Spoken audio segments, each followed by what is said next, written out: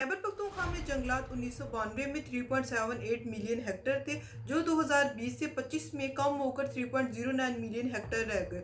2001 से 2004 के दरमियान सबसे ज़्यादा नुकसान हुए, तकरीबन 40,000 हेक्टेयर जंगलात ख़त्म हुए हैं। ये रफ्तार कम हुई है 2020 से 25 से लेकर, जिसमें 11,000 हेक्टेयर जंगल काटा गया। पाकिस्तान में सिर्फ 5% के करीब रकबा जंगलात पर मुश्तमिल है, जो दुनिया के मुकाबले में सबसे कम है। दरख्त बारिश, सैलाब और ग्लेशियर्स को पिघलने से रोकती है। इनके बगैर ज़मीन तेज़ी से गर्म हो जाती है, ग्लेशियर पिघलने का खतरा और ज़्यादा बढ़ जाता है, जैसे कि इस साल जून में बाबूसर टॉपर 40 साल बाद बारिश के नतीजे में हुआ।